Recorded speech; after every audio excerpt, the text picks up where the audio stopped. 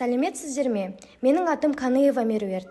Мен Мартук ауданы номері 3 жалпы білім беретін орта мектептің 7 сынып оқушысымын. Бұл жобада мен бір мәселеден бір пайда алуға болатынын көрсеткім келеді. Менің жобамның тақырыбы ескі дөңгелек жаңа материал. Жобамның мақсаты пайдаланылған көлік дөңгелектерді қайта өңдеуі, қолдану мүмкіндіктерінің және экологиялық маңызын анықтау. Ал міндеттері: пайдаланылған дөңгелектердің қоршаған ортаға әсерін зерттеу, қайта өңдеу процесінің кезеңдерімен танысу, мастер-файбердің қолданылу салаларын талдау, экологиялық және экономикалық тиімділікті бағалау.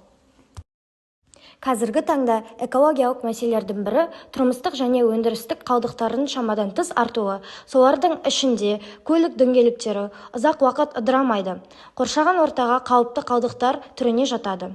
Жыл сайын миллиондаған дөңгелектер қолданудан шығып, қоқыс полигондарына жинақталады немесе заңсыз өртеледі. Ал бұл өз кезегінде топырақты, суды және ауаны ластап, табиғатқа кері әсерін тигізуде. Осы мәселені шешудің тиімді жолдарының бірі ескі дөңгелектерді қайта өңдеу. Қайта өңдеу арқылы алынатын мастер-файбер материалы бүгінгі күні көптеген салада қолданылады. Ол қауіпсіз, экологиялық және таза ұзақ мерзімді өнім ретінде бағаланады. Осы аталған көлік дөңгелектерін неден және қалай жасайды? Резеңкенің негізгі құрамдас бөліктері: техникалық көміртек, кремний қышқылы, смола және май. Мұндай қоспалар дөңгелектердің жұмсақ болуына қамтамасыз етеді. Әлемде жыл сайын 7 миллион пайдаланылған дөңгелектер шығарылды. 25 миллион дөңгелектер полигондарда кәдеге жаратылуды күтіп отыр. 100 жыл дөңгелектердің табиғи жолмен толық ыдырауына кететін уақыт. Ал 20 мың Қазақстанда жыл сайын ауыстырылатын көлік дөңгелектері. Дөңгелектерді өртеу кезінде атмосфераға улы газ бөлінеді, ал жерге тастау топырақты және суды ластайды.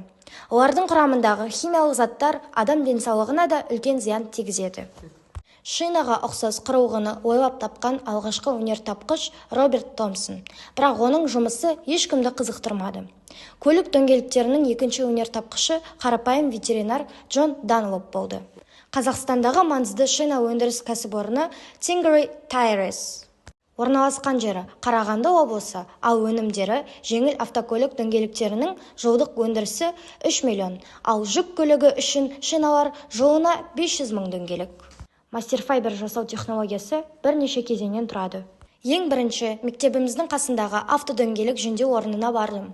Ол жерде қолданыстан шыққан ескі көлік дөңгелектерін алдым.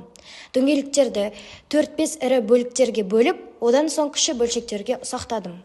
Осы алынған өнімге бір компонентті желімді араластырып қостым. Алынған өнімге бояу араластырдым. Нәтижесінде өндірістік мастер-файбер өнімін жасап шығардым. Алынған жабын бір күн ішінде толығымен кеуіп, қолдануға дайын болды. Осы тәжірибе арқылы көлік дөңгелегінен мастер-файбер жасау мүмкіндігі дәлелденді. Бұл өнім әр түрлі түске бояп, ойын және спорт алаңдарын безендіруге болады.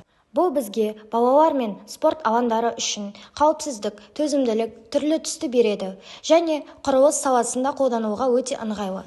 Жаяу жүргіншілер үшін саябақтар, жаяу жүргіншілер жолдары, стадиондар мен спорт кешендерінде жүгіру жолдары және жаттығу бөлмелерінде қолдансақ өте керемет. Бұл жобаның ерекшелігі: қоқысты азайтады, табиғи қорларды үнемдейді, бірнеше қызмет атқарады және шығымсыз өнім. Нарықта дайын мастер-файбердің 1 килограммның бағасы шамамен 250 теңге. Егер біз мастер-файберді сатып алсақ, шағын көлемі көбейеді. Мысалы, 10 килограммды алу 2500 теңге, ал 100 килограмм алу 25 мың теңге болады. Яғни бұл әдіс қаржыны үнемдеуге мүмкіндік береді. Сондықтан, шиналарды қайта өңдеу арқылы мастер-файбер өндіру экономикалық және экологиялық жағынан тиімді. Назарларыңызға рахмет.